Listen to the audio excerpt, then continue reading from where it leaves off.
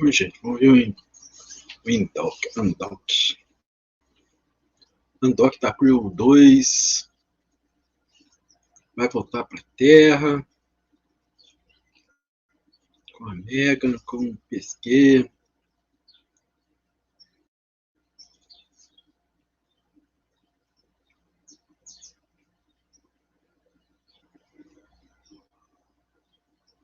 Eu não vou colocar som agora no começo, não, porque eu costumo colocar umas músicas aí no começo. Começou agora a transmissão, né? Ao vivo. Eles estavam passando o lançamento antes. No filme anterior, na live anterior. Eu até passei também, lá, ao vivo. Work the path. Foi, cara, o retorno para casa.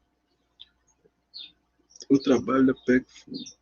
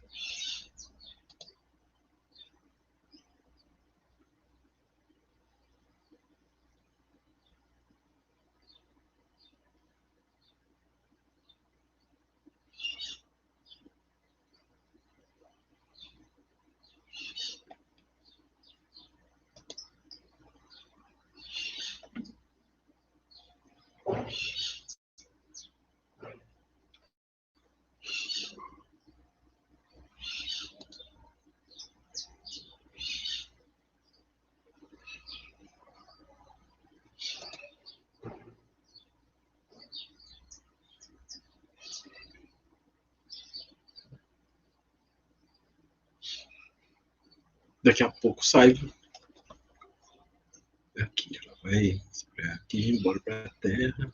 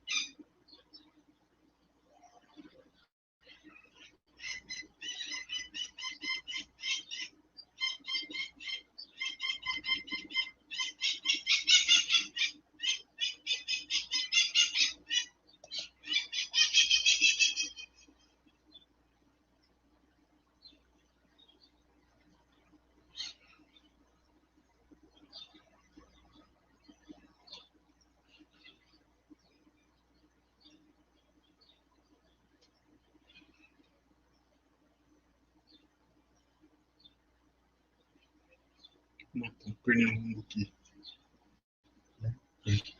Não. Não é bruxinho. Eu acho que é. Não é bruxinho.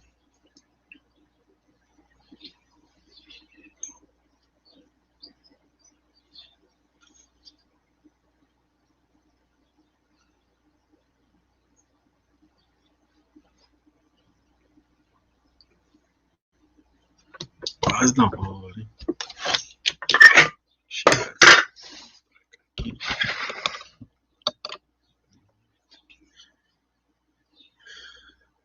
Olha, o pessoal já tá lá dentro, ó. Final, configuração final do undock.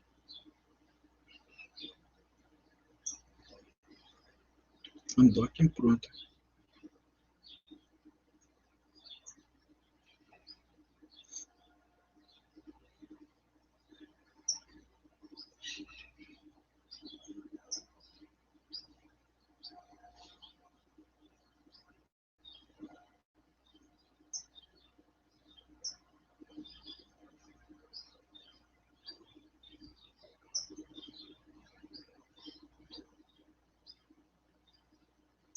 Fecha undock.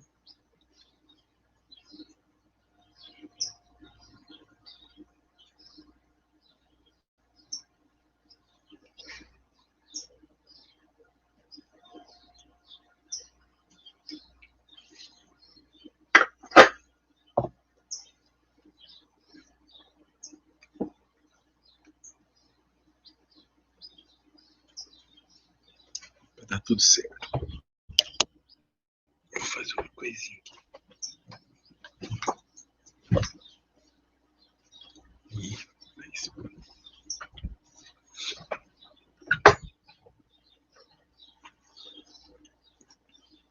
Desculpa aí, ó.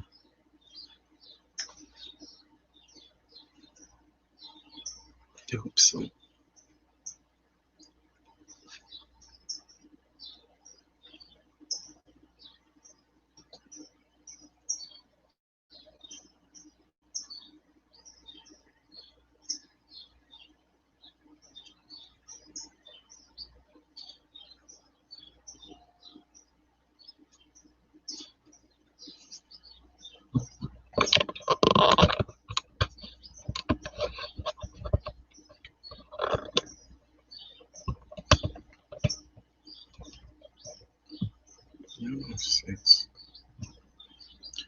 Faz então.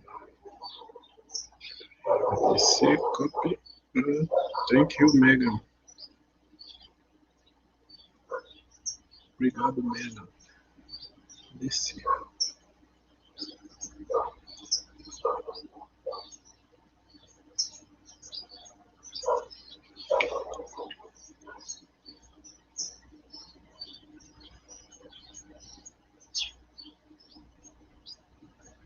Por que tá no câmera lenta? Isso que eu quero saber. Opa, não, que eu queria matar. Matei.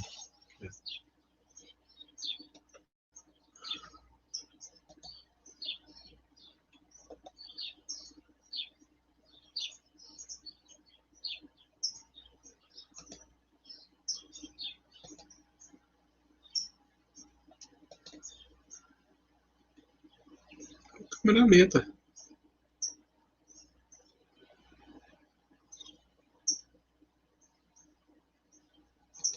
Ué?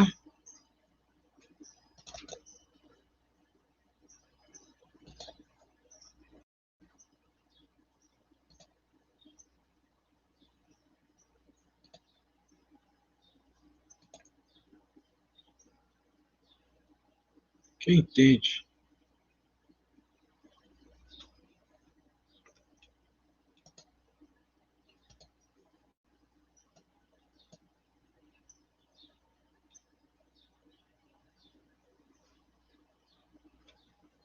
Deixa eu ver o som se tá na câmera lenta.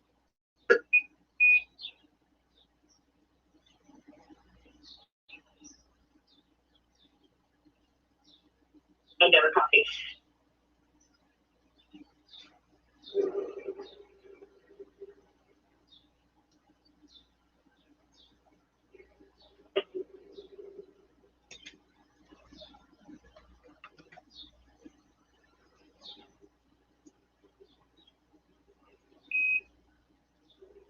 Dragon SpaceX, we see the onboard warnings for Dragon I-1. No correction is required. It is navigating on Dragon I-2. Copy, good Dragon I-2.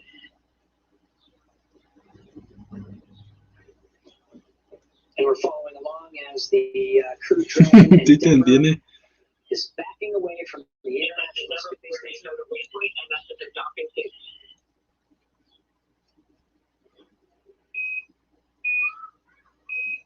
SpaceX copies. And go to 1, and the MSs are docking suits. We will transition cameras to external only if desired. Tirar no extremo lá que eu vejo.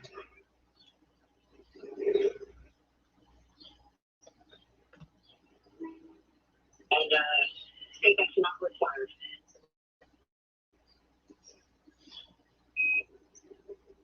SpaceX copies. At the station, here the access thrusters are enabled. Copy.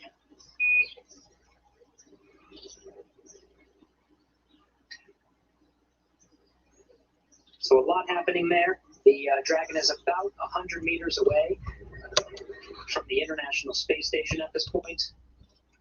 The crew inside has gotten the go to start doffing their suits. Now past the dynamic phase of undocking where the suits are required.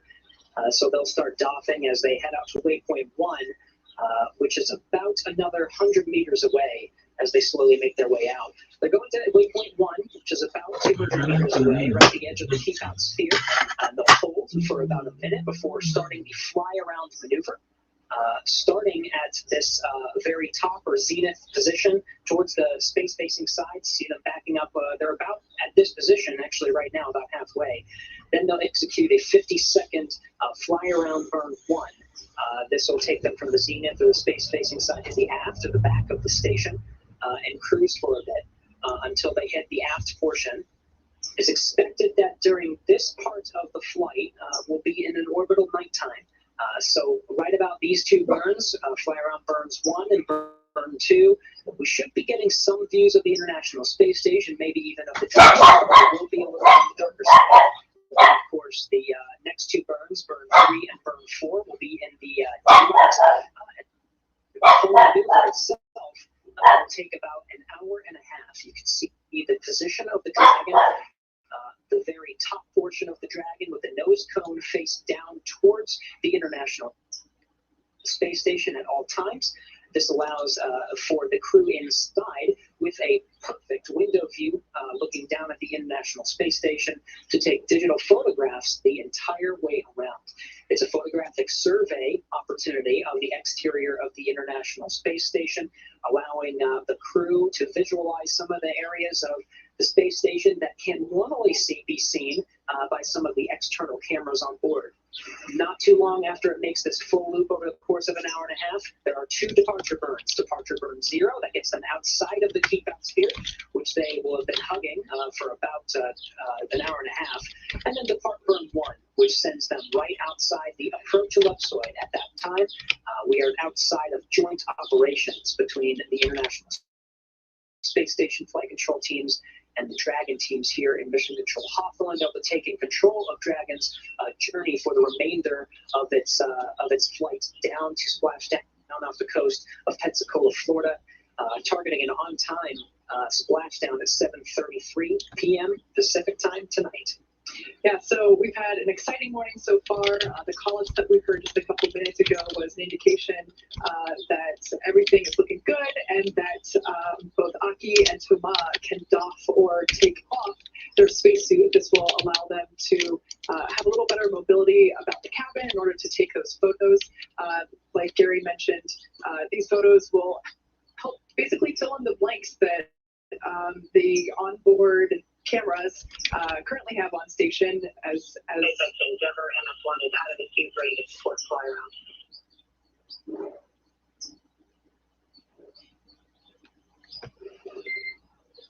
SpaceX copies. MS-1 is ready for fly around on Dragon ground. All right, so there's that call indicating that Toma has removed his suit and he's ready to take some photos. He'll be doing that as the nose cone is still currently open. And so there's actually a very small circular window at the top of the forward hatch. And he's going to be taking those photos of the station using that port essentially. And it is tight quarters, so obviously being a little better mobility will certainly be useful to him here coming up. So again, they're past that dynamic phase, which is why they're getting out of their suits, and they'll remain there. The Dragon itself will fly autonomously. The crew do have the ability to execute small manual correction burns if necessary, but for the most part, Dragon will take that flight around the International Space Station automatically.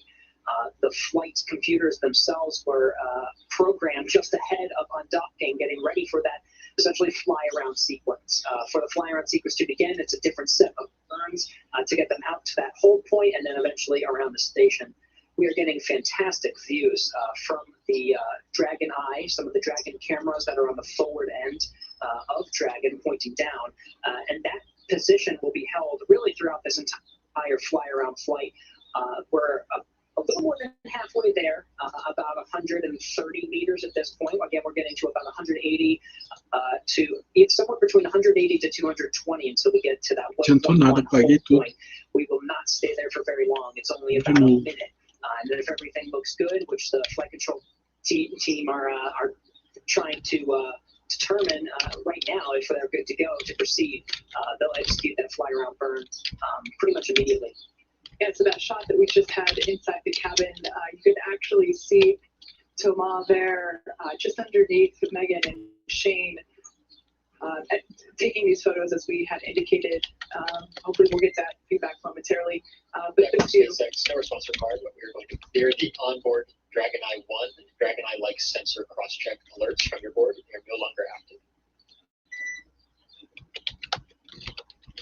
Yeah, so this is a live view from Dragon, and there's that shot inside the cabin. Pilot Megan McArthur on the right-hand side, Commander Shane Kimbrough on the left-hand side, and that's Thomas Pesquet, basically the designated professional photographer of this mission. If you've been following along with his Twitter account, there have been absolute golden photos that he's really captured all along this mission. And I'm excited to see, what he might be putting his skills to here as he continues to survey the station during this fly around. Interestingly enough, it looks like the photographic survey is beginning now, even before the fly around. Now that they have, they're only about 140 meters away at this point, but you can see an absolutely gorgeous view of the space-facing side of the International Space Station. Really good to take pictures now because we're getting this view while we're in an orbital daytime. It won't be long until we have a sunset here as we make that first burn maneuver to go from the very top or the zenith space-facing side. We're going to first go towards the aft or back of the space station, towards the Russian segment. That'll be the first part of this journey around the space station to take this photographic survey. Now, if you're looking at the screen and wondering what that red thing is floating near Thomas' head, and there's a blue one on the left-hand side, those are his earpieces. Those are basically part of the uniform, and that's what allows him to hear communications during the mission, not necessarily at this point in time, but it looks kind of silly to see them floating there, so I just wanted to point those out for awareness. Right below the International Space Station is the South Atlantic Ocean. We just passed the southern tip of South America, and we're now heading on a northeasterly course.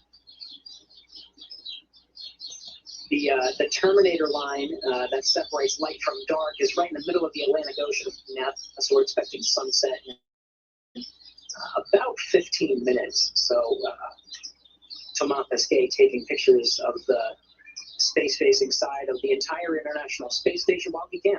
We've got about 15 minutes of daylight left.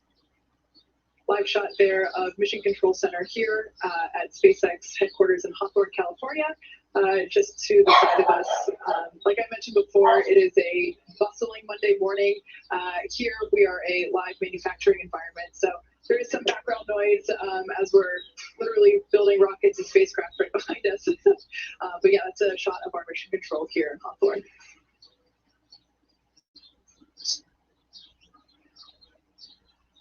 So you're looking at the control room right now because we are sort of in between the video coverage that we're getting from the International Space Station. You see some of the views are absolutely gorgeous. There is a data link between the space station and the Dragon that provides high bandwidth communications. But for the most part, a lot of that video from the Dragon side will be when we go over ground stations. From the space station side, we use TDRS, or Tracking and Data Relay Satellites, that are in geosynchronous orbit about 23,000 miles from Earth. To give you some perspective, the Dragon crew and the International Space Station crew is about 250 miles, so quite a bit. But they provide that video coverage, the video downlink that we're seeing from the outside of the station.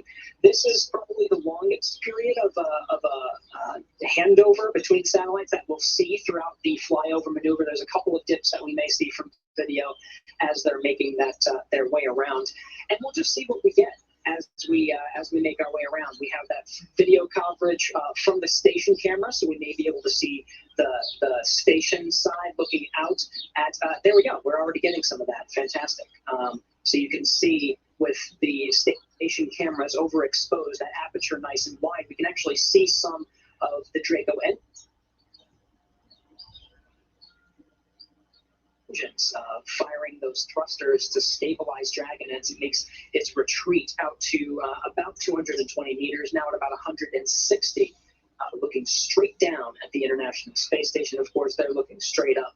Again, we're about 10 minutes away from an orbital sunset. You can see the views a little bit even dark at this point. It might be because of the overexposure, just to see some of those Draco engines firing.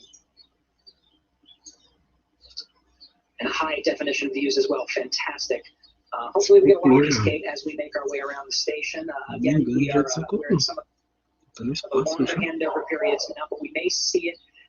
The cameras themselves should be getting some good views of the Dragon as it makes its way around. Some of the views from Dragon looking down at the International Space Station that we were seeing towards very shortly after undocking. We'll maybe get some of those as well. So this will be a very fun hour and a half. Yeah, I want to point out real quick while we still have this view that the tiny light there in the center of the dark circle, that is the window in which Thomas is utilizing to take photos during the fly around. So right now, Thomas is looking back at us as we're looking at him. Once again, you can see that nose cone is open. It will remain open for the duration of the fly around, and of course, prior to re-entry, it'll close once we are completely done utilizing the Draco thrusters located there at the forward hatch. You can sort of see them too, the outline of the four forward bulkhead Dracos. Those will be used for a lot of the more important maneuvers. I think the most important of which is the deorbit burn. Very, very important maneuver that is essentially committing Dragon to re-entering the Earth's atmosphere and splashing down. Right now, we're still tracking weather, and we will continue to do so over the next 8 hours as we make our way down closer towards that splashdown time, 7:33 p.m. Pacific, 10:33 p.m. Eastern Standard. Splashdown amanhã. Those four Dracos will fire for 16.5 minutes, super critical time, and that will put the Dragon in a position to re-enter the Earth's atmosphere. This shot is also great because not only can we see the forward hatch, so that's the hatch that's utilized to get in and out of Crew Dragon while it's on station, but we can also slightly see the side hatch, which is on the left-hand side of the vehicle. It's a square shape, which doesn't look like a square from this angle. However, that panel there on the left-hand side of the vehicle, that of course is the hatch in which the crew uses to ingress or get on board Dragon on day launch, and of course it will be the hatch that they use later this evening to egress or exit the vehicle once the crew splashes down and is recovered by the SpaceX recovery team on one of our recovery vessels. that'll be open for the first time in 199 days. By the time that they splash down at 10:33 p.m. Eastern Time, they're only about 7 hours shy of making it to that 200-day mark. But it will be 199 by the time they actually open up that hatch. It's been closed the entire time that it's been on station. Very important section of the Dragon, right towards us, where we're looking at from this camera view, towards essentially what is the top of that side hatch. That's where the drogue parachutes are. Shortly after re-entering the Earth's atmosphere, mortars will fire to release those 2 drogue chutes. Never SpaceX or fly around.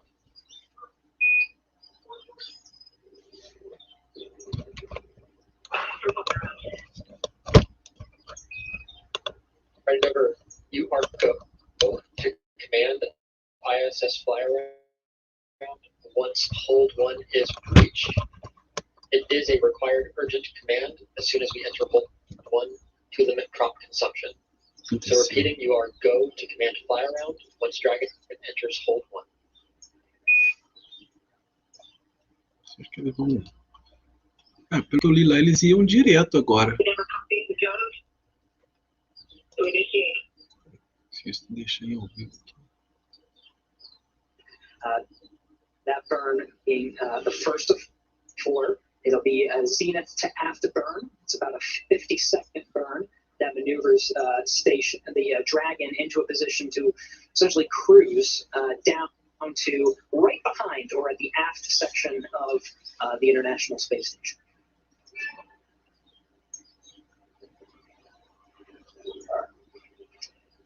So again, you're seeing, we were getting fantastic views of the Dragon looking right up at it. And Kate, you were perfectly describing that tiny little hole that Thomas is going to be taking photos out of. You can see even after that first burn is executed, those burns will actually keep Dragon in the position where that forward hatch, what we're looking at right now, with that bright circle at the very dead center, that's where Thomas Pesquet will be taking some of the digital photographs. That forward hatch will be pointing towards the International Space Station at all times as it makes its way around the International Space Station. With, again, all 4 fly-around burns to make that perfect loop all the way around.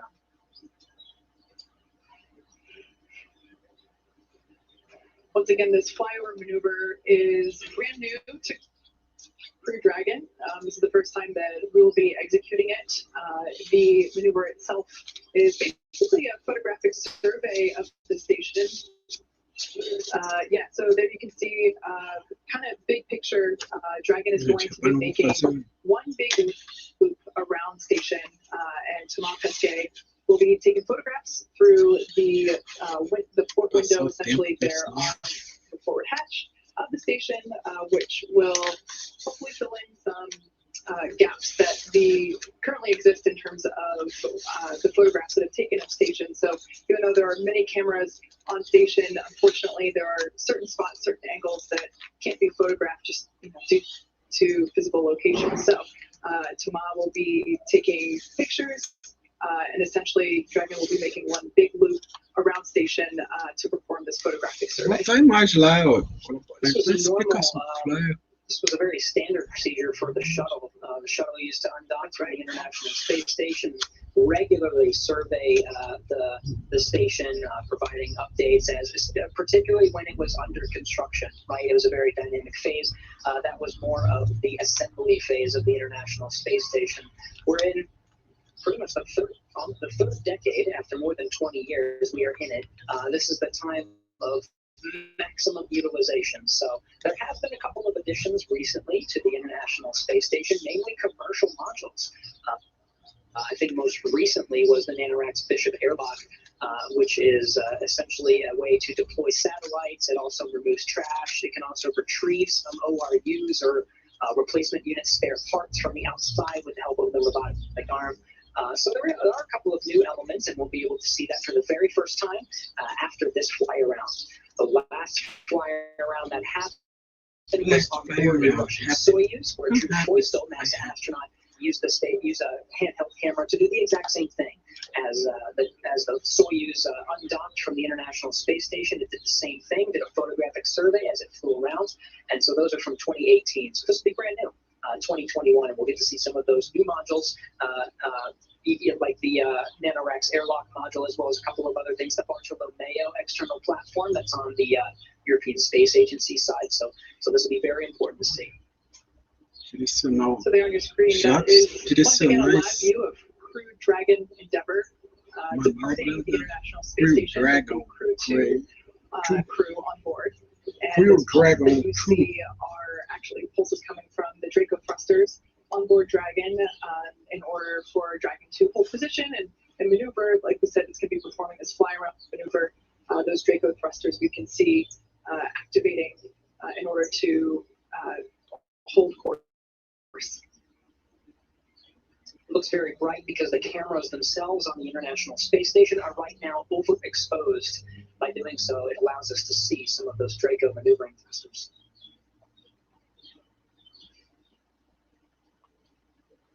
There, it's becoming clearer now. We're in an orbital. We're about to enter into an orbital sunset. So you were getting some glimpses from the Dragon. We just got a second of it. Like looking down at the space station, still a little bit illuminated by the sun. About 2 more minutes is when we're expected to hit that hold one point at about 220 meters. We're at about 217 at this point. So we're slowing down. Getting ready to get to that whole point again. Megan McArthur. A atmosfera tá bem boazinha hoje. Passei óleo na atmosfera para escorregar e não dá muito atrito. It's a little bit earlier than expected, but it seems like we did hit that fold point, and it was not long at all before Megan McArthur initiated that burn. Right now we're in a 50-second burn. The first of 4 to fly around the International Space Station. Dragon, SpaceX on Dragon ground, we see the onboard alerts for Dragon Eye. Time of flights are still confirmed.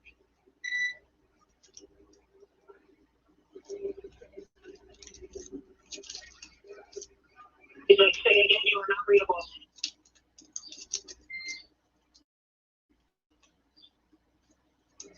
Repeating call. We see the onboard alerts for Dragon Eye 1 and Dragon Eye 2 geometric filters. The time of flight filters are still converged.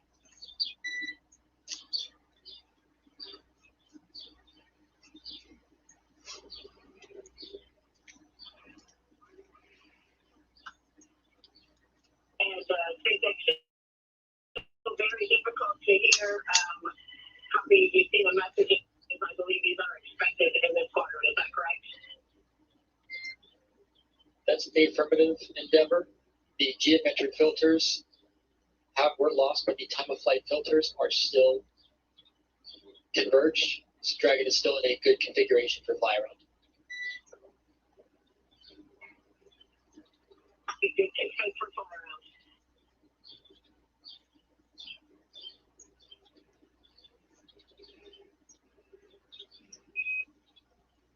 Station Houston from Park.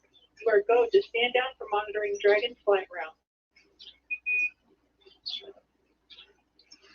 Thank you much, and to the Dragon crew, I'll be looking for you if I get a chance to see you outside. But very quickly, wanted to say thanks to all of you. From thanks for being such a great guy, an inspiring, famous person for fans. Aki, you're a commander who knew exactly when to be serious and when to be funny. I'm going to stop talking if I'm talking too long.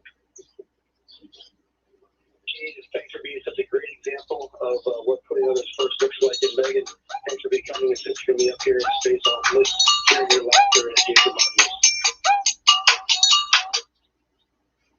Hey, Mark, we're really going to miss you. Had such a great time working with you. Learned a lot from you. And I know you're going to treat Crew-2 really well. And let us know if you're doing anything for us. Take care. Fly safe. Take it home safely. It's been a great team. It's been great being part of your team. My friend. Take care of Anton and the other for us. I'll do that right now.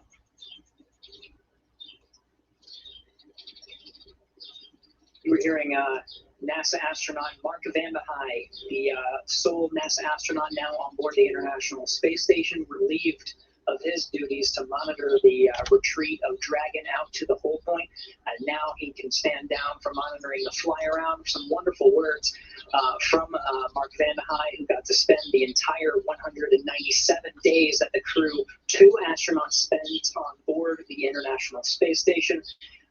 Vande Hei being a crew member that's staying on board for almost a year as part of the Soyuz rotation crew. A shout out to the Crew-3 astronauts who are set to launch just a few days from now, no earlier than November 10th, to make their way to the International Space Station. It'll be Mark Vande Hei's job to brief them on everything that the space station, everything about the space station, where things are, about emergency procedures. So he'll do the handover as Crew-2 is returning home now.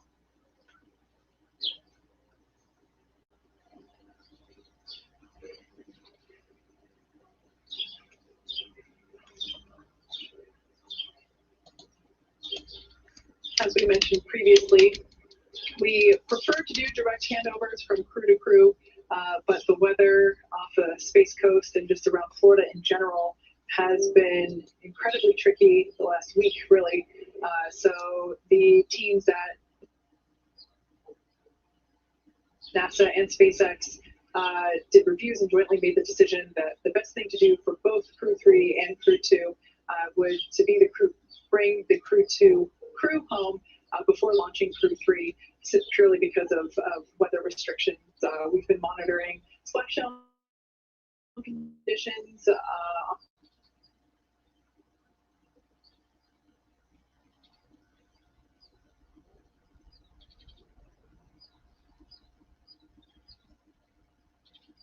on both sides of Florida, including wave height and wind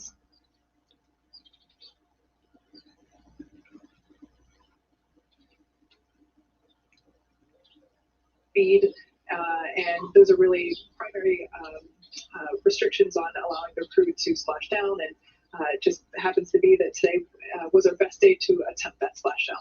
And before undocking, we did a weather brief, and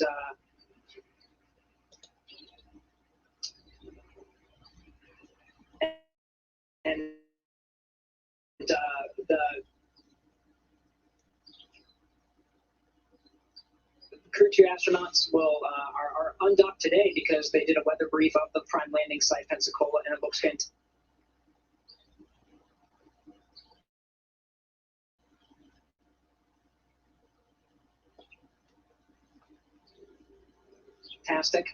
Even with the trajectory, it's about 8.5 hours, even fitting in this fly around maneuver, which they're doing right now. So we just executed a good 50-second burn, the first of 4 to fly around the International Space Station.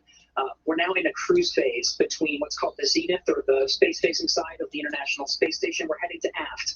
That's the Russian segment of the International Space Station. We'll be getting some great views the whole way. We're in an orbital nighttime, so we're relying on the space-facing floodlights on the outside of the space station to illuminate those views, and Thomas Pesquet has his camera to the aft of the back, taking some of those surveys. We're getting some views as we're going in and out of that connection from between Dragon and 20-minute station, but it looks like we have some Dragons that now you can see to get a lot of, particularly the habitable to that next that space station is illuminated.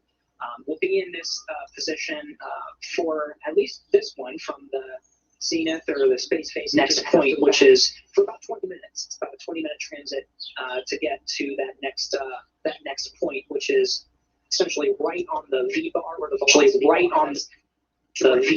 velocity of the space station. There are no hold points throughout the bar. That's so right at about directly behind me.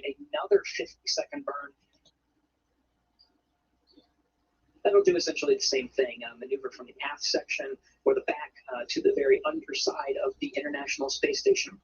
We did hear Mark Vande Hei actually mention that even though he's not in a monitoring phase for watching the fly-around maneuver, he's been relieved of those duties. Right on the Earth-facing side of the International Space Station is a 7-bay window called the cupola. Provides fantastic views of the Earth, and it's used very frequently for capture operations for some of the cargo craft. A very good view of his crewmates who will be flying around the International Space Station at that time on the underside or on the Earth-facing side of the International Space Station. So we'll hopefully get a couple of fantastic shots from Mark Vande by taking some of those photos.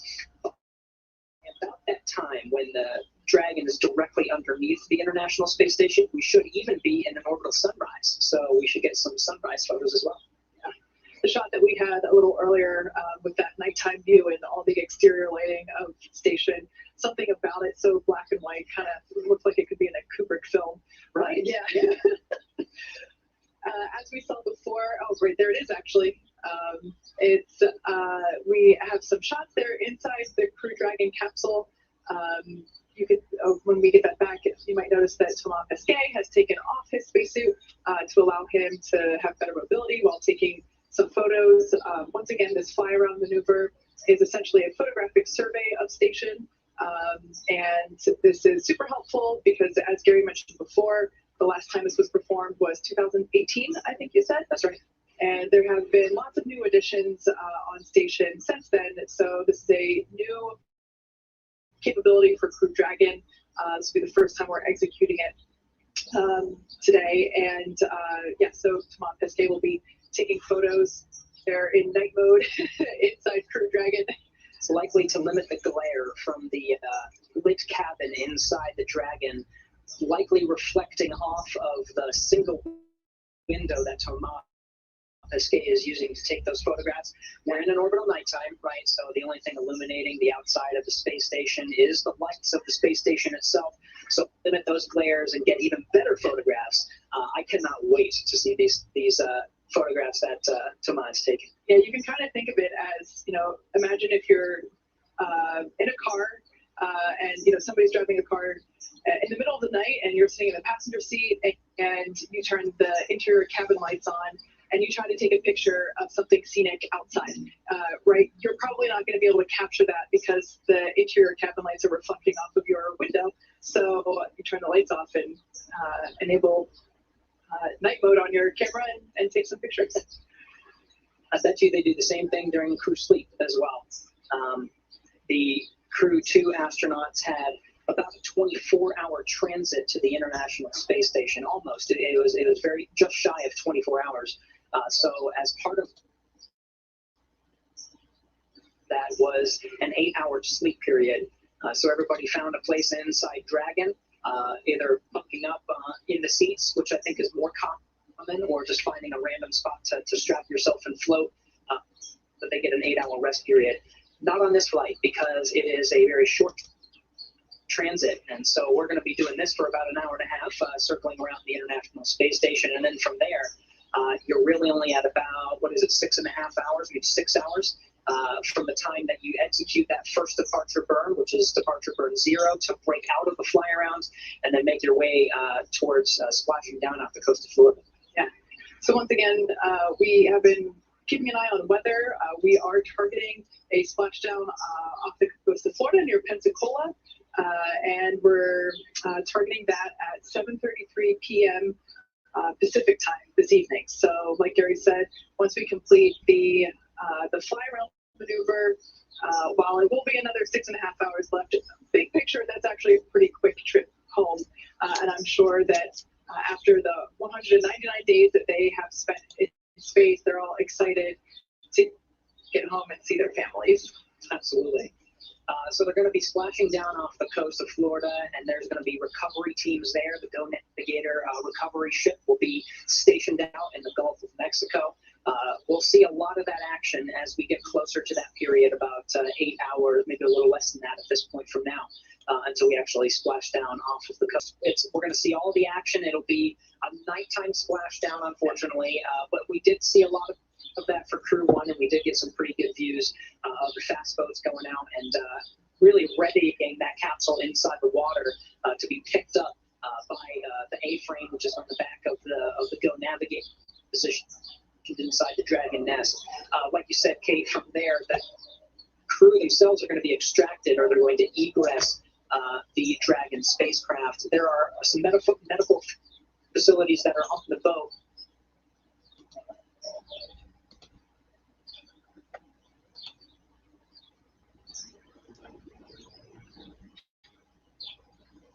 The cruise phase. It limits the prop, right? They need to save a lot of that prop for some of the departure burns, and you can see The two of them are part of this flying around to actually break out from it. But this is essentially where we are right now. In fact, we're about halfway through the maneuver. This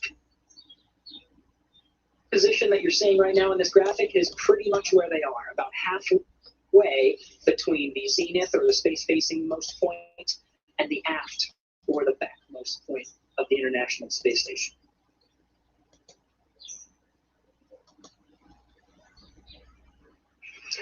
And again, a 50-second maneuver. It's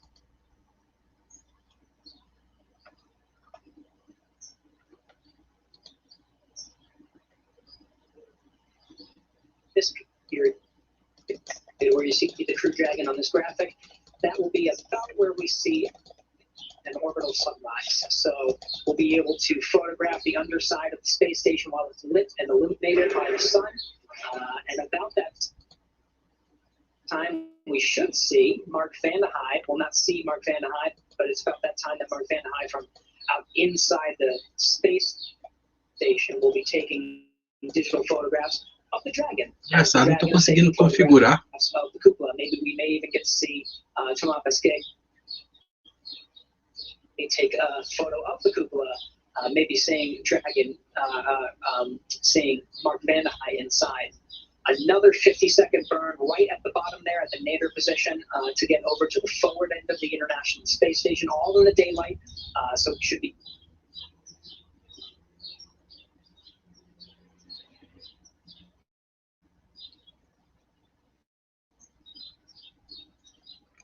Vou ver direto da SpaceX.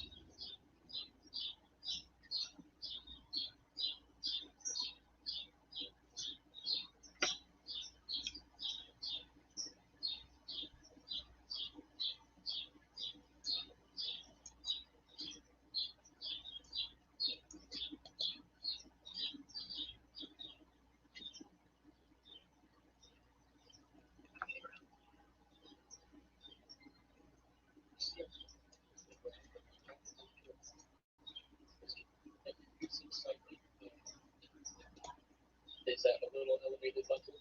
We're wondering how you're feeling in the cabin, and if you'd like us to take any commanding to pull the cabin up.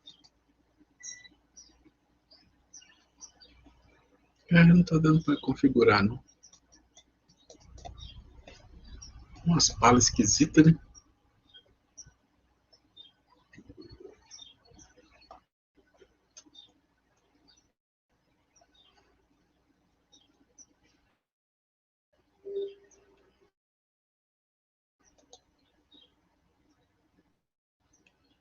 In SpaceX Crew-2.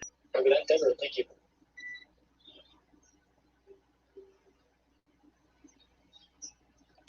All right, no need to adjust the thermostat for the inside of Endeavour. All the crew feeling pretty good. We were seeing Commander Shane Kimbrough and pilot Megan McArthur inside, stationed in their same seats. They were still suited up.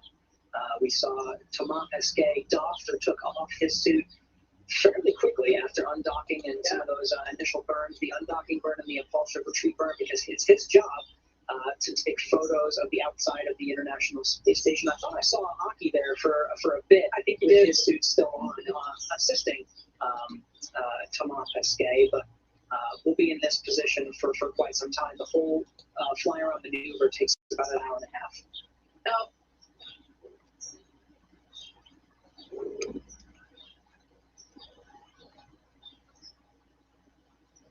for those that might be unfamiliar with how teams in space Quero colocar mais pixel aqui, mas ó. you have probably noticed by now that there is a beep that precedes communication. And this is known as the Quindar tone. If you've watched pretty much any space movie ever, you probably might recognize it.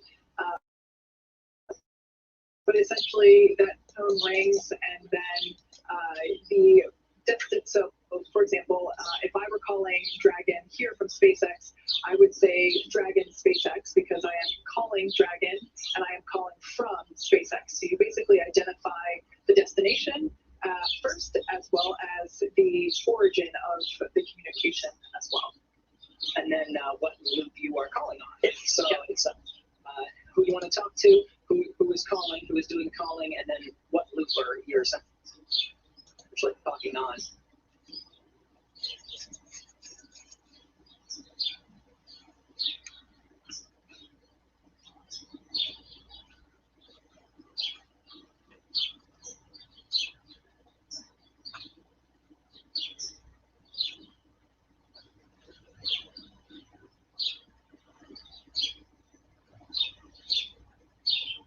Station could hear them as well, and you heard that term. That's where really every team is integrated. The Dragon teams here in Mission Control Hawthorne, the Dragon Crew, Houston Mission Control, which is controlling the International Space Station, as well as the Space Station crew themselves. Once we exit outside of the approach ellipsoid, we'll break that off, and we'll be relying mainly on dragging the ground. So again, we're in the cruise phase between the nadir or the space-facing side and the aft side. We should be here for another maybe 6 minutes or so until we get to the aftmost portion or the very back of the International Space Station. From there, we'll do another 50-second burn to get us from the aft or to the nadir position, which is at the very bottom.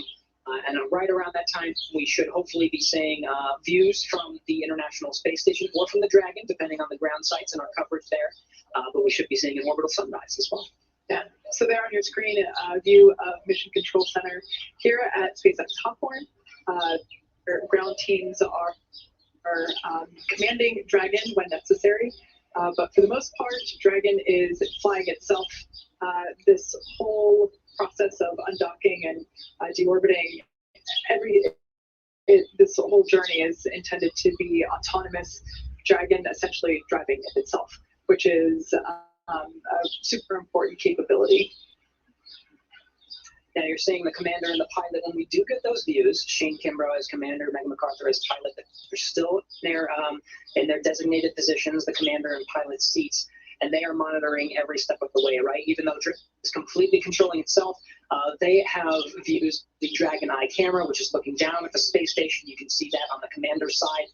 They have views of the trajectories. They have views of the Earth. They're looking at all the thrusters. They are checking every step of the way to make sure that the Dragon is healthy. But they also have, of course, the teams here at Mission Control Hawthorne doing the same. Even monitoring their cabin temperature, making sure they're they're very nice and comfortable inside the Dragon. Yeah, they still have a few hours left to go. I can imagine that working up the sweat at this point, probably not the most comfortable condition.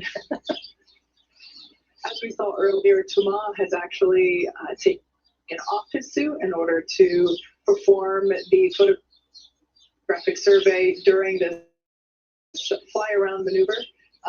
We did see Aki off to the side, still in his suit, and like Gary just said, both Megan and Shane are still in their suit as well, in their seats. And they'll be in this position for quite some time.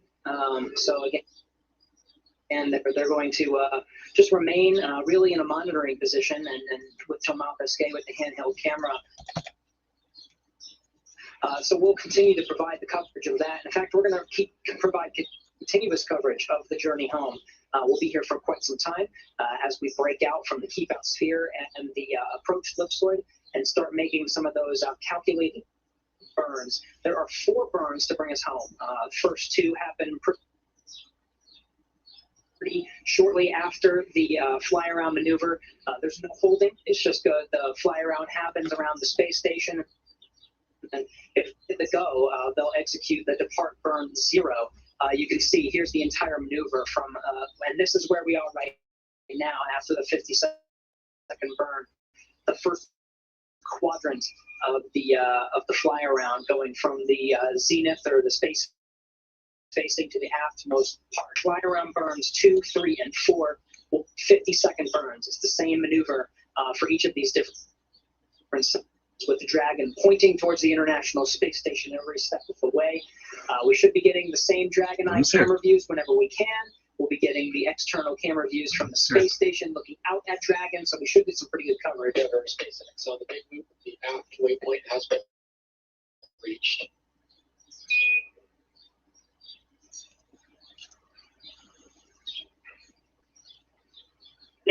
you see that? And with the aft waypoint reached, it means we are in that burn. So the burn, the 50-second burn to get from the aftmost position to the nadirmost position. So you see on this graphic, fly around burn 2 is now underway.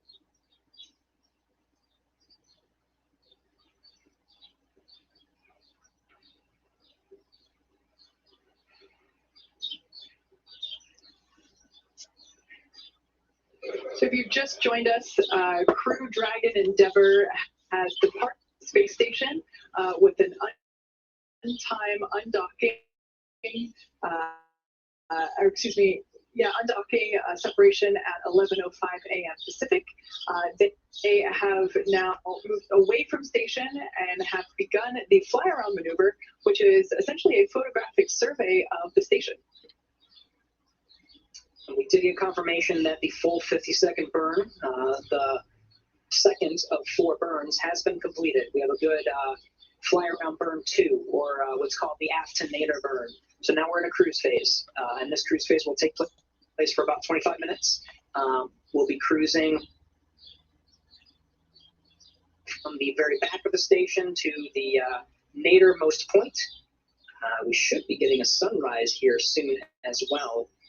In about 11 minutes, we should be getting a sunrise. So about halfway through, right about the position where you see the dragon in this graphic, about halfway between the aftmost and the nadirmost point, will be about when we start seeing the sun rise and start to illuminate the underside of the International Space Station. So Pesquet should be getting some fantastic shots of that section.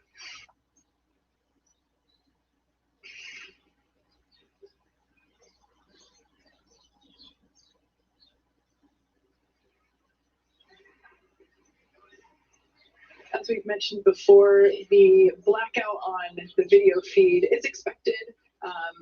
We knew that this was going to happen a number of times throughout the fly around, partially due to ground station coverage. And when we get those views back, we will bring them back to you as soon as we have them as well. But unfortunately, right now we don't have those views inside Dragon or station.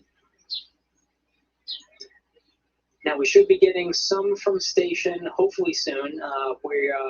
And as well as the Dragon, and you've been seeing them very sporadic through this maneuver, which isn't anticipated. There are some handovers. It's a very long maneuver, about an hour and a half to get from the very top of the station and make essentially what is a full loop. It's a whole hour and a half. So through that time, we'll make essentially what is a full orbit of the Earth. We undocked right over the South Pacific Ocean, I believe. And then right around the time that the fly-around maneuver was executed, we were over the South Atlantic. So right about that time, we should be somewhere over the South Atlantic, right around the time the fly-around is complete. But in the meantime, let's learn a little bit about the crew on board, starting with our commander, Shane Kimbrough. He is the commander of Crew Dragon spacecraft and the Crew-2 mission. Kimbrough is responsible for all phases of flight from launch to re-entry. Selected as a NASA astronaut in 2004, Kimbrough first launched aboard Space Shuttle Endeavour for a visit to the station on the STS-126 mission in 2008, and then aboard a Russian Soyuz spacecraft for his first long-duration mission for Expedition 4950 in 2016. After 199 days in space during Expeditions 65 and 66, he has spent a total of 388 career days in space, the fourth highest for any U.S. astronaut, and performed 9 career spacewalks. Kimbrough is also a retired U.S. Army colonel and earned a bachelor's degree in aerospace engineering from the United States Military Academy at West Point, New York, and a master's degree in operations research from the Georgia Institute of Technology in Atlanta. McArthur is the pilot of Crew Dragon spacecraft, and she's the second in command for the mission. McArthur is responsible 1966 was her very first trip to the International Space Station. She was selected as an astronaut in 2000, and McArthur launched on the Space Shuttle Atlantis as a mission specialist on STS-125, which was the final Hubble Space Telescope surfacing mission in 2009. McArthur operated the shuttle's robotic arm over the course of the 12 days, 21 hours that she spent in space on shuttle, capturing the telescope and moving the crew members during the 5 spacewalks needed to repair and upgrade the telescope. She holds a bachelor's degree in aerospace engineering from the University of California, Los Angeles, and a doctorate in oceanography from the University of California, San Diego. She now has a career of 212 days in space. Akihiko Hoshide is a mission specialist for Crew-2. As a mission specialist, he works closely with the commander and pilot to monitor the spacecraft during dynamic launch and re-entry phases of flight. Hoshide joined the National Space Development Agency of Japan, NASA, which is currently JAXA, in 1992, and was selected as an astronaut candidate in February 1999. Hoshide is a veteran of 2 spaceflights in addition to Expedition 65-66. In June 2008, he flew to the International Space Station on the STS-124 mission to deliver the Japanese experiment module Kimbrough to the station.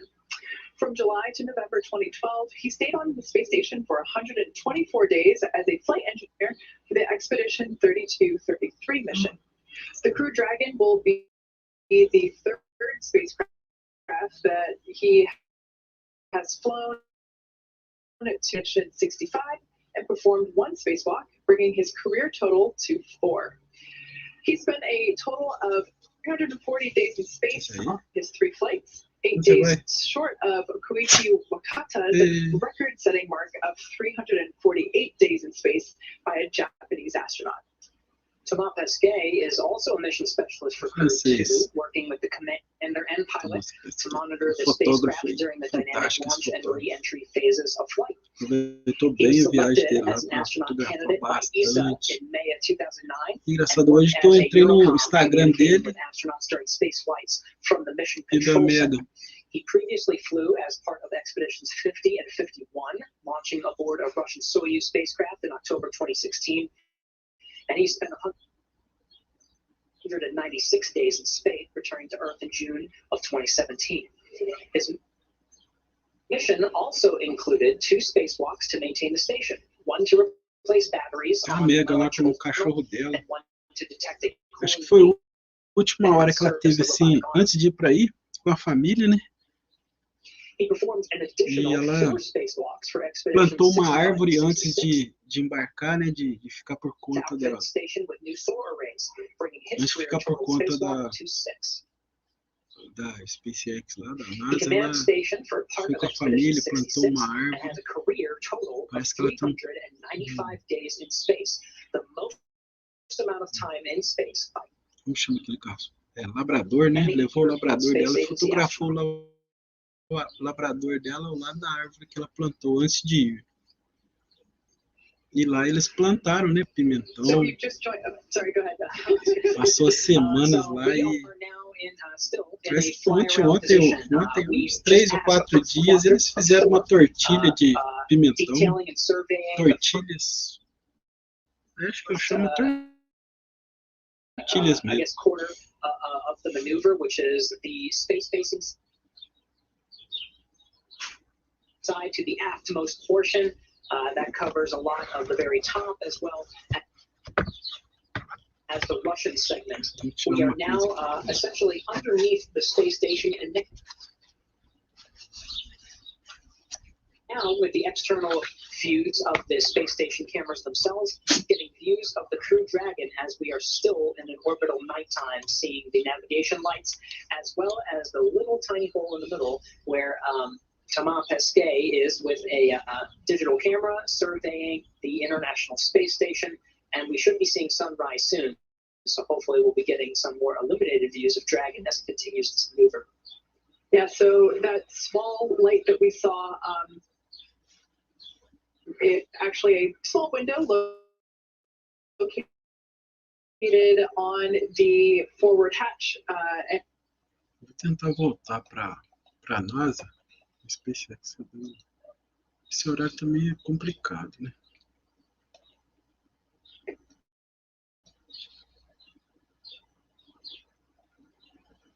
In order to take the photograph for this survey of the station. Dragon SpaceX, we see the onboard alert for Dragon Eye. No crew response at this time. We are still in the cruise state.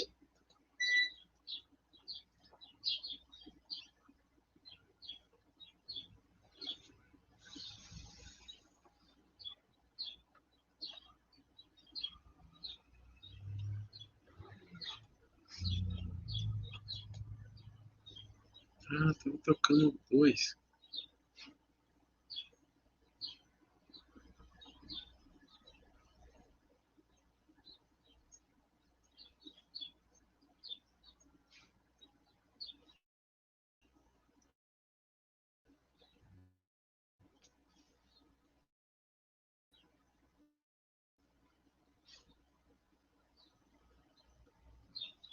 Imagina. Baixando a página.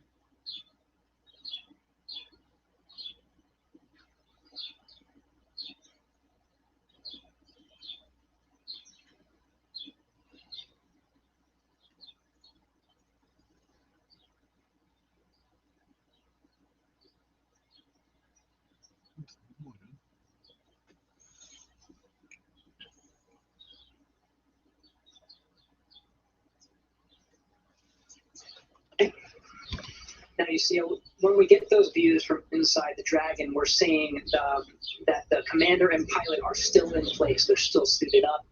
They're not pressurized. There's no need to. In fact, for nominal departure from the International Space Station, at this point, all the crew will have doffed their suits.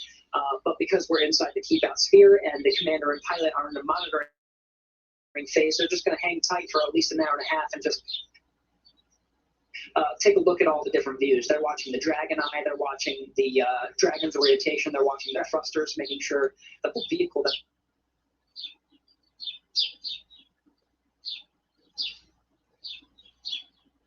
when we do get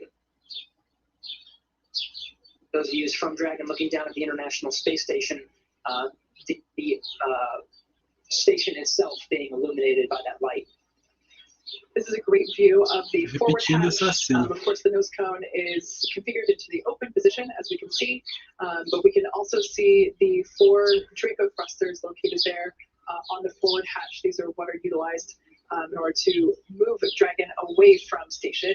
Those are the 4 larger circles in a rectangular shape there around the hatch.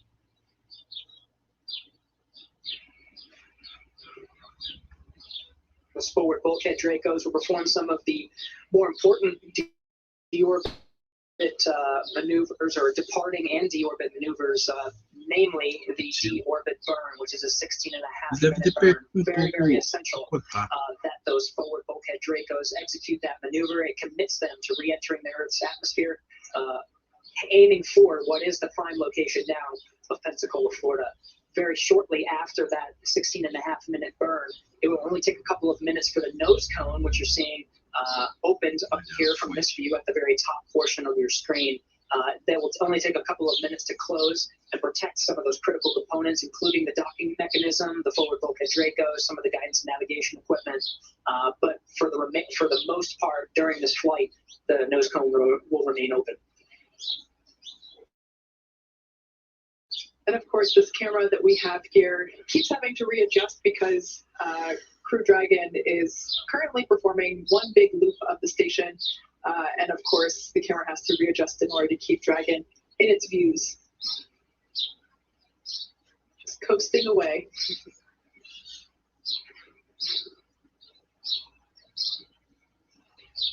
We're in this cruise phase for a little less than 10 minutes until we execute the 3rd of 4 fly-around burns. This will take us from the nadir, or the very bottom portion of the International Space Station, in between the station and the Earth. Another 50-second burn to bring it to the very forward end.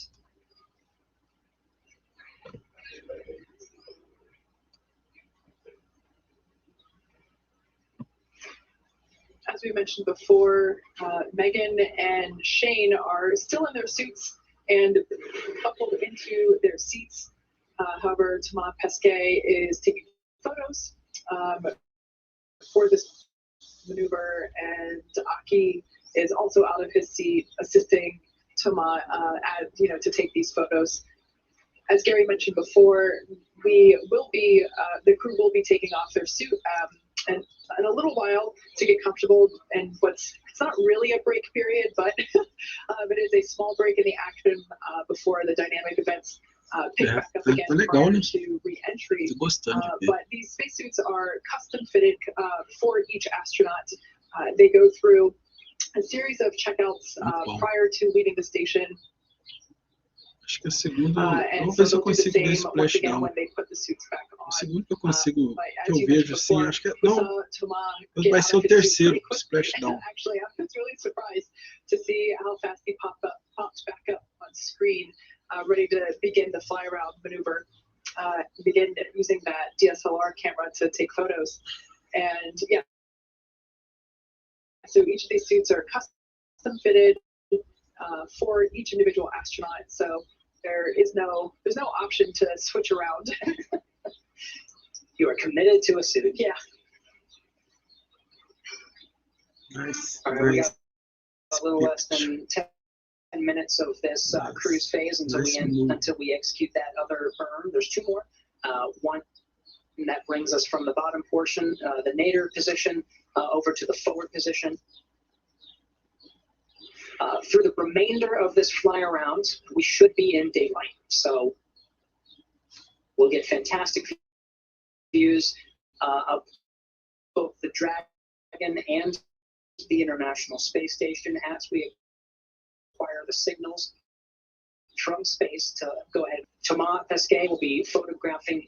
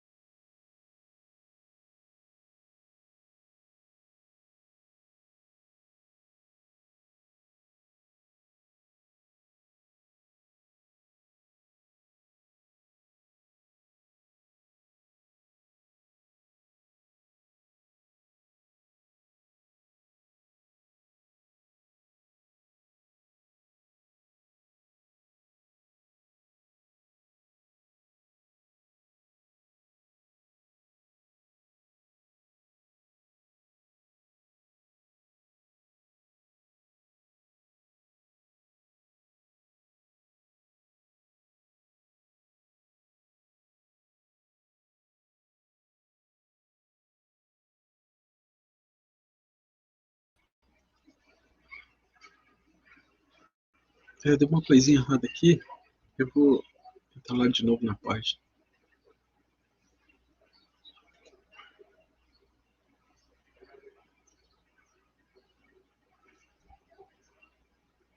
In this view here, we have a great shot of the forward hatch with that nose cone open, as we said before. And if you're looking closely, you might see there's a great side-by-side there of the station and Dragon looking back at each other. And that view of Dragon, you can actually see the fins of the Dragon trunk. So if you were wondering what from this angle might have looked like little spikes out from the side of Dragon, they look like spikes from this angle, but they're actually fins that are built into the trunk section or the unpressurized section of Crew Dragon. That trunk will be jettisoned prior to the capsule coming back. Once that trunk is jettisoned, that will expose the heat shield, which is of course what we need in order to re-enter the Earth's atmosphere and splash down. That heat shield has the very important job of slowing the Dragon from what is essentially 17,000 miles per hour to about 350 miles per hour. A ton of energy as the Dragon itself is really engulfed in plasma that's reducing that speed quite drastically. Once it gets down to 350 miles per hour, it's really up to the parachutes and the atmosphere itself to slow Dragon down through a series of drogue and main parachutes down to a mere 15 miles per hour before it splashes down off the Gulf of Mexico. Yeah, while the temperatures near the heat shield can get close to 3,500 degrees Fahrenheit, the inside of the cabin stays a pretty comfortable temperature. The crews that we have brought back home have indicated that it's actually a pretty comfortable ride during that descent phase.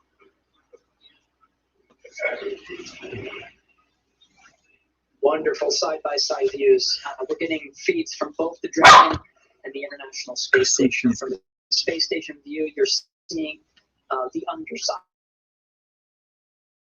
As the Dragon spacecraft, you can see is wedged between the space station and the Earth, those two things. But right now, the Dragon is about 200 meters from the International Space Station, and we're seeing some of the features now.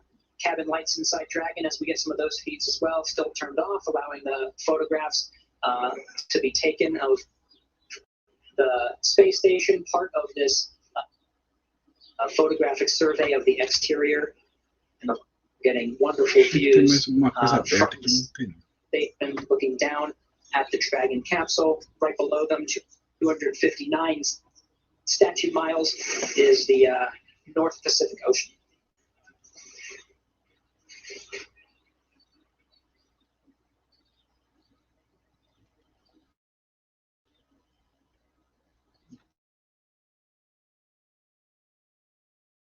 Foi.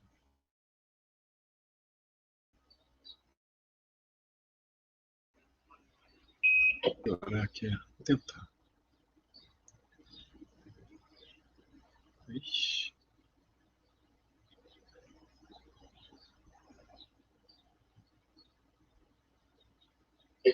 Bigger has been reached.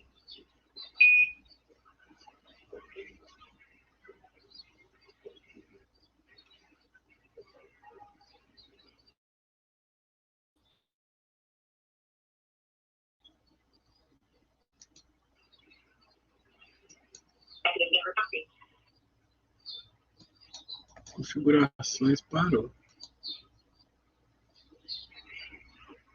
We're now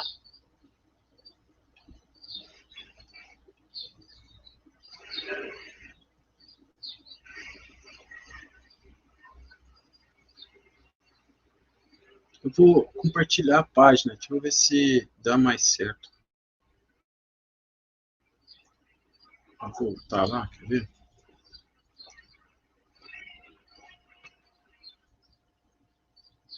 Tá ruim assim.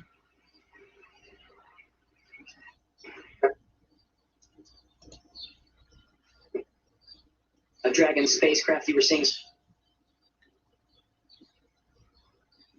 Aí agora eu vou The compartilhar a coastline página. of the Marshall Islands. This ocean.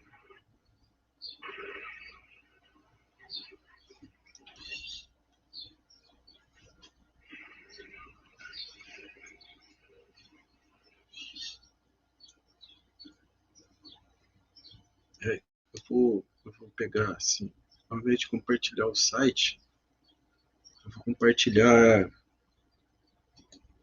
a página. Aí eu coloco na página. Eu estiver navegando, né? Once again, the Dragon Endeavour spacecraft is basically directly below the station at this point in time. We are executing a fly-around maneuver, which is essentially one big loop around the space station. And the reason for doing this is doing a photographic survey of the station, thanks to the several new installations on station over the last few years. The last fly-around maneuver was performed in 2018, and unfortunately, just because of positioning of some of those onboard cameras on station, they can't quite quite see everything. So this photographic survey will help fill in some of those blanks of the exterior of the station. So we're about halfway through the maneuver. Once again, we are directly below the station. And Pesquet, the designated photographer on board today, is taking photos actually right through that small white hole there in the center of the hatch. So what we saw there is the forward hatch, and that small white light is a little window there in the forward hatch. And Pesquet is taking photos out of that hatch of the station to complete its photographic survey.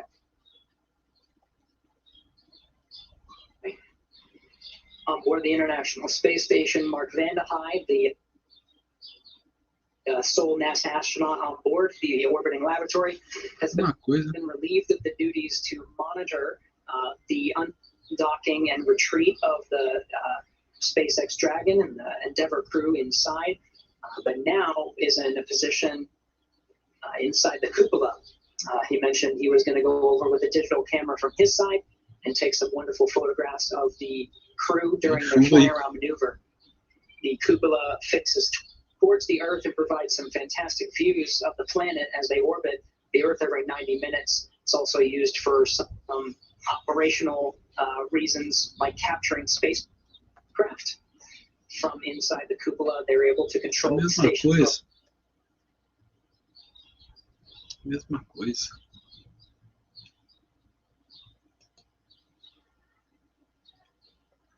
Eu vou arrumar aqui, vou sair daqui.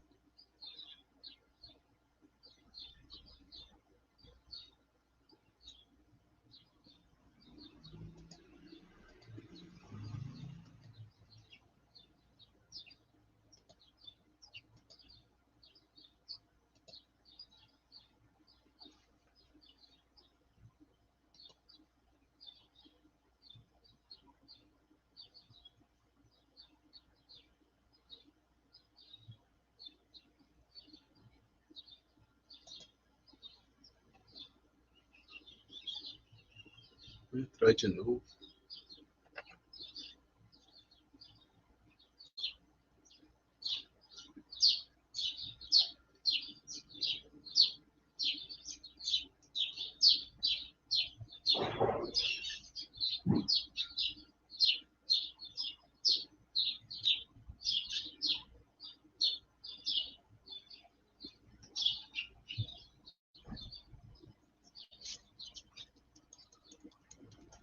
Vai dar.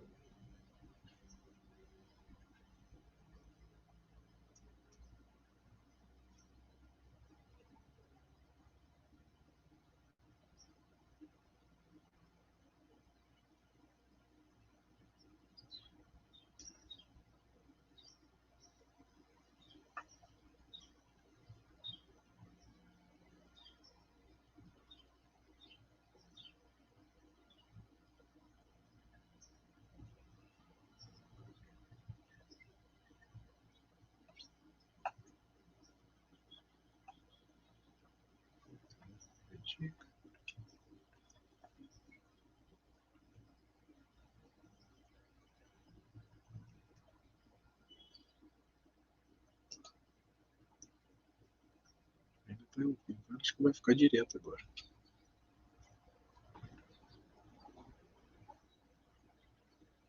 Full autonomy to position the cameras wherever is needed to get a view.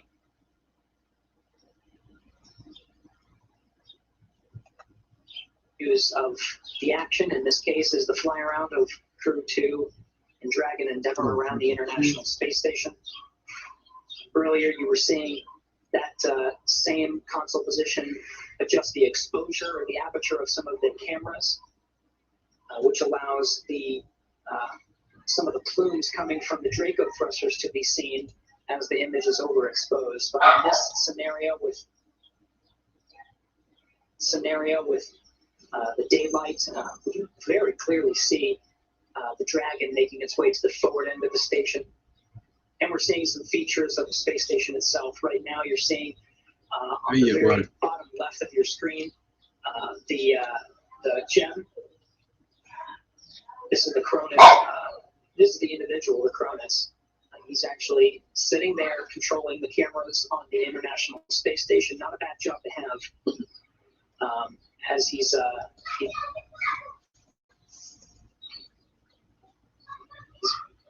using some of the truss cameras that are high definition to check out some of these views. This is the Japanese module. You can see on the very right the flag of Japan clearly marked on that module. Right above that, towards the space-facing side, is the logistics module, essentially the storage area. And then the Japanese module has its own airlock to put out experiments. It's too small to fit humans. We have bigger airlocks for that. But this airlock is small enough to fit some of the payloads or experiments, many of which you see on this external platform, each with their own grappling fixture to allow the robotic arm to maneuver it wherever it needs to go.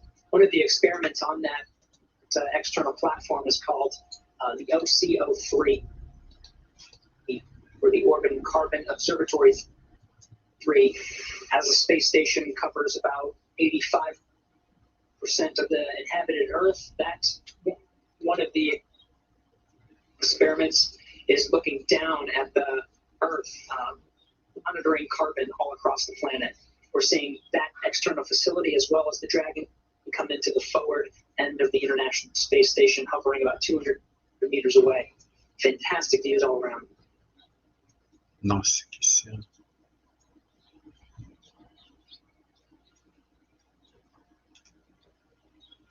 Não tá pesado o computador.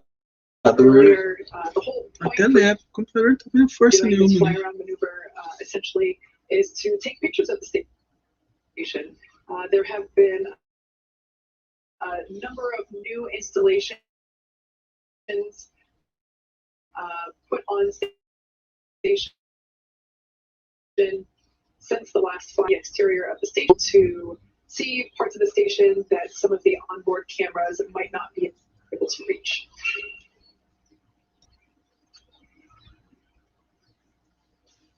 If you look closely, you can still see Dragon. They're just kind of off to the right hand, slightly right of center. Yeah, you got to squint. Yeah.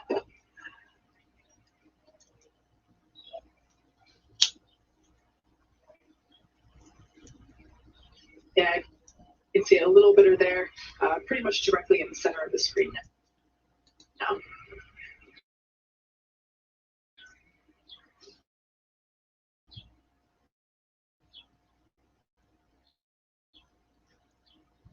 Gary, a lot of what you just mentioned about all the different modules and components of the space station really highlight the first and possibly the most important thing about the space station is that it is international. It is the International Space Station, and all of these experiments and modules are a really great representation of teamwork. Also represented by our crew members on the Hoshide, European Space Agency astronaut Thomas Pesquet, and of course two NASA astronauts, Shane Kimbrough and McArthur. So it's a great demonstration of international effort and cooperation. Really, you were seeing some of the features on the space station themselves, modules owned and operated by different space agencies. We even have commercial modules as we're transitioning to enable commercial activities in low Earth orbit, all enabled by this operating complex. Now getting some fantastic brand new views from the Dragon crew, taking photos of the outside all along the way, being able to capture for history this moment in time, 2021, as we have new modules that have been added since the last photographic survey, which happened in 2018 aboard the Russian Soyuz. We added some commercial modules, some international and commercial partnerships, namely the commercial module being the NanoAx Bishop airlock, and then that international commercial partnership being the Bartolomeo platform, an external platform on the Columbus side, which we haven't seen. We've seen the external platform on the Japanese side, but from this view, now that the Dragon is approaching the very forward end of the International Space Station, which it should be getting to here momentarily, about 10 minutes. This is approximately the position where the Dragon is now, a little more than halfway to the very forward position, but right about that position, they should be getting some very good views of some of those modules, including and platforms, including Bartolomeo. I know as part of an external survey, part of the ever-evolving International Space Station. So they're a great shot looking top down from the station at Dragon. As what appears to us as the bottom part of Crew Dragon comes into view, you can actually see the side hatch door, which is where the crew entered into the capsule 199 days ago when they launched from Pad 39A at Kennedy Space Center. That hatch has been closed since, and it will reopen tonight once after they splash down off the coast of Florida. And that will, once that side hatch opens, that will basically be their first breath of fresh air since launching almost 200 days ago.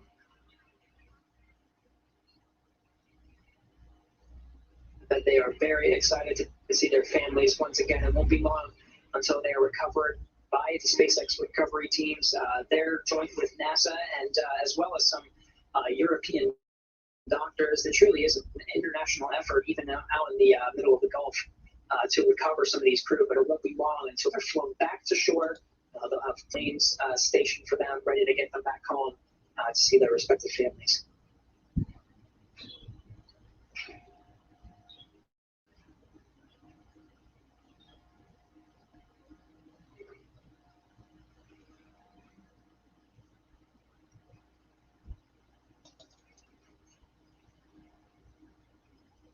That is an incredible shot there of the earthly horizon with Crew Dragon rising above.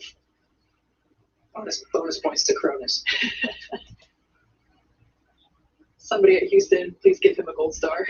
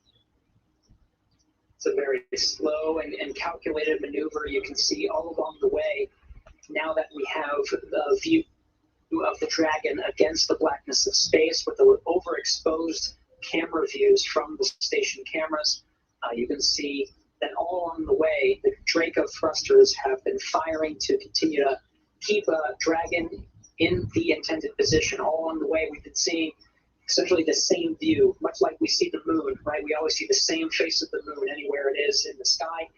We are seeing the same face of the forward end of the Dragon, as it is critical that we have that same hatch with the windows facing this way to allow Thomas Pesquet to continue his photographic survey. It's only a few more minutes that we're in this phase, which is the cruise phase between the nadir and the forward positions. Once we meet that forward position on the V bar, the velocity bar, essentially directly in front of the International Space Station. Dragon will automatically execute a 50-second burn, the final burn mode, the fourth of four in full loop around the International Space Station. The last quadrant from there are 2 departure burns where the Dragon and the crew will break away from this fly-around position about 200 meters from the International Space Station and start exiting the keep-out sphere, the sphere which has essentially been hugging for this entire maneuver about a 200-meter circle around the space station. It'll exit the keep-out sphere and then the approach ellipsoid. There we have a graphic as we're getting dual views of both the Dragon capsule as well as the maneuver itself. You can see we are in the third cruise phase of 4. Very shortly we'll be executing that 4th burn maneuver. You can see at the far left of the graphic, that's the 4th maneuver. It's directly in front of the International Space Station. It's at that position where that 4th burn maneuver is executed. That is where the Crew-3 Dragon and the Endurance crew will be heading in just a couple of days to the forward end to meet up with the docking axis of the forward port of the space station and move into dock for their 6-month stay. After that 50-second burn, that is the last cruise phase. They'll meet up with the same point which they started, which is essentially on the R bar, or it's a vertical line right through the middle of the space station, where the Dragon will automatically execute the depart burns, which you can see on the graphic there, depart burn 0 and depart burn 1 to get it outside the approach ellipsoid. It's a 2 kilometer by 2 kilometer by 4 kilometer oval shape that's around the space station. And once it exits there, we'll stop joint operations between the station and Dragon mission control teams. And from there on, it's really Mission Control Hawthorne that's taking the Crew-2 Endeavour astronauts home back to planet Earth.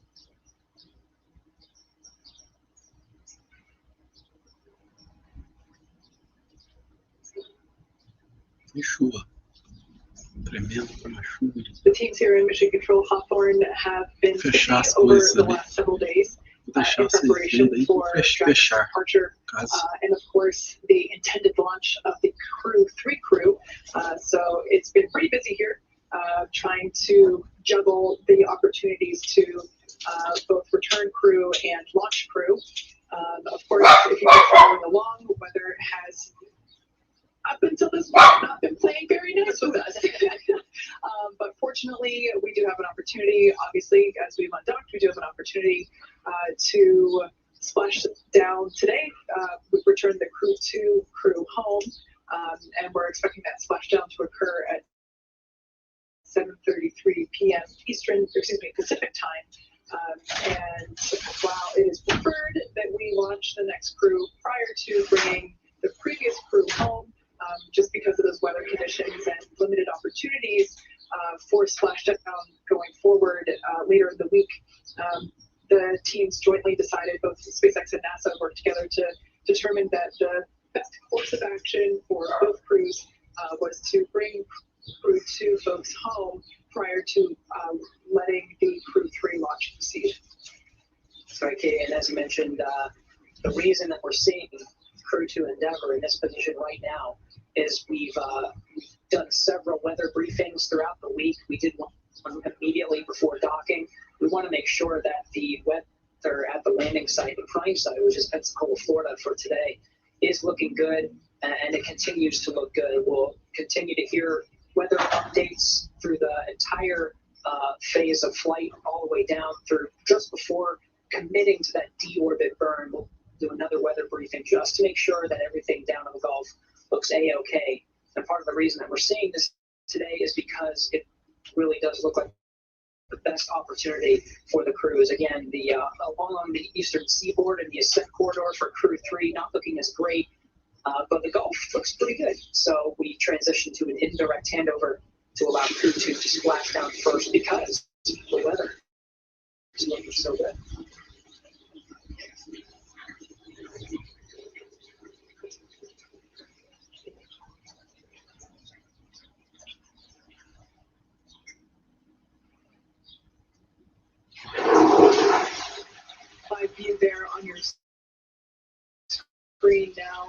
coming from the International Space Station as Crew Dragon has departed and is in the final phases of completing the fly-around maneuver, which is basically a photographic survey of the exterior of the space station.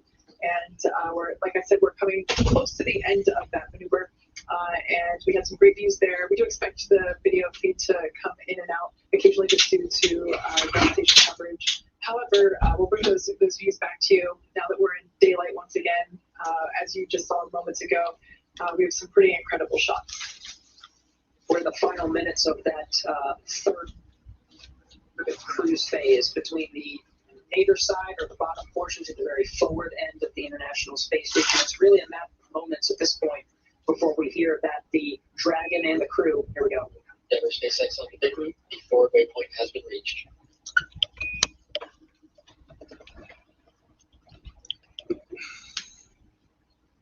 Endeavour copies forward waypoint. And with that forward waypoint reached, the Dragon is automatically executing a 50-second burn now in progress. It's the final fly-around burn for today.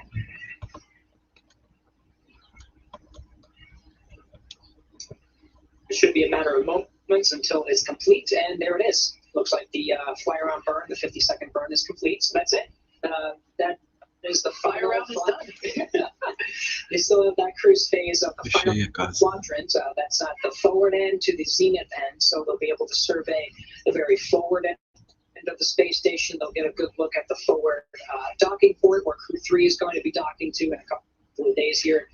They'll be able to see the Japanese module, the European module, and you can see a lot of the United States orbiting segment, which includes a lot of the U.S. modules. And then, of course, see the back of the Russian modules, but they were already surveyed. Porque acho que a NASA vai ficar direto agora. Burns 1 through Até 3. pousar. That's the final burn, so they're now in Tem the splashdown. phase, and they'll continue to drift for the Aí na next hora do about splashdown eu 20, faço 25 minutes outra until live. they reach that depart burn 0. Daqui a It'll 8 be minutos eu essentially encerrar. at the same point where that first fly-around burn was vai demorar. executed, right in that same position. The difference Tá o here programa is tudo it'll na be descrição executing a do vídeo. departure burn, which means it'll break away from the keep-out sphere, which it's been pretty much hugging through this whole fly-around maneuver, about 200 meters from the International Space Station, and then execute another one to Copiei, execute approach colei soil, todinha which is a programação marker that na will descrição do effectively vídeo. end joint operations between the Mission Control Houston and Mission Control Hawthorne. Although Houston will be monitoring along the way, it's really up to the Dragon teams here in Hawthorne to carry the crew home. There on your screen, while the shot was still overexposed, and just a little bit now as well, you can actually see the Draco thrusters firing, which of course are allowing Dragon to hold its position during this very carefully choreographed maneuver around the station.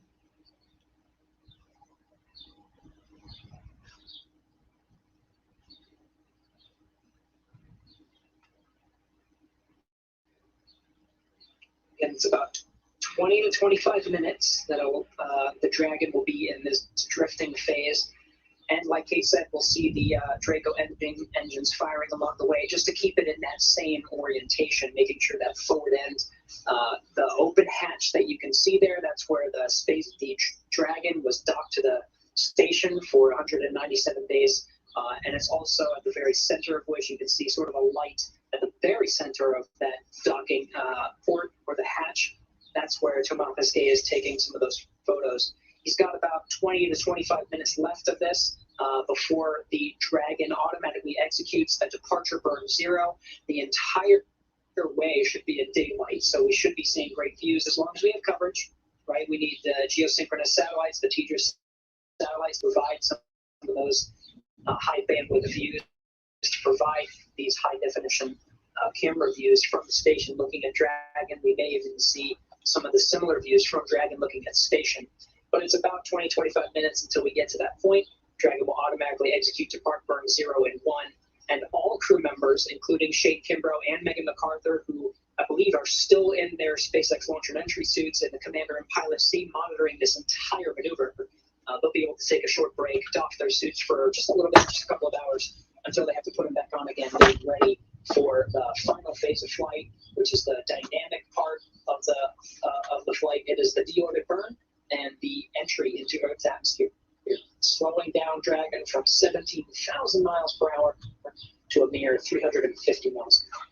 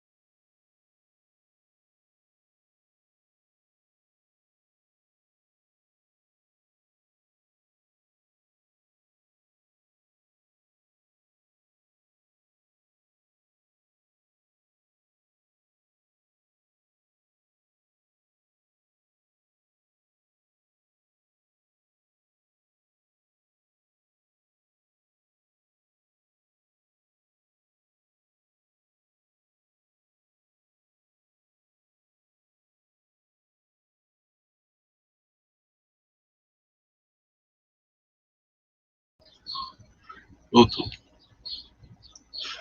Voltou. Mas não sei, parece que eu perdi o som. Não sei se eles não estão falando.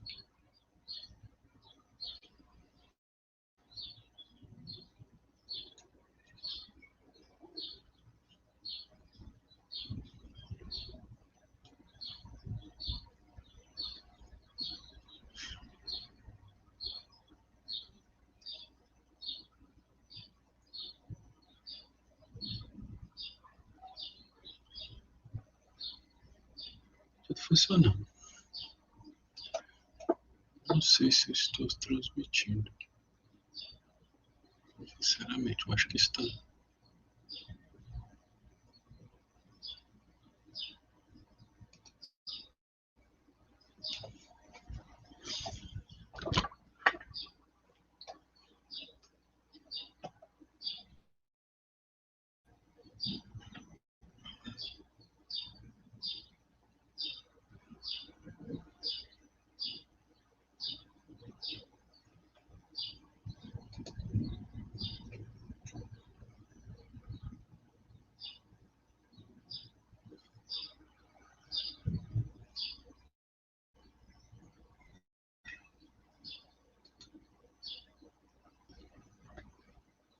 Acho que chegou a hora de ir também, né? Deu 2 horas, ele vai ficar aí.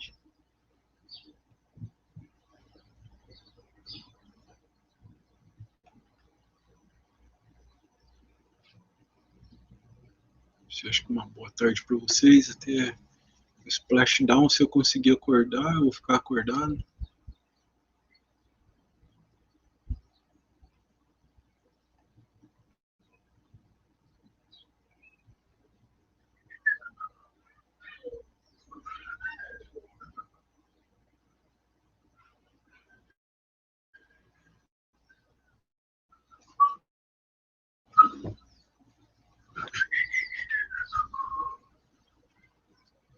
Deu 2 horas e 1 minuto. Tchau.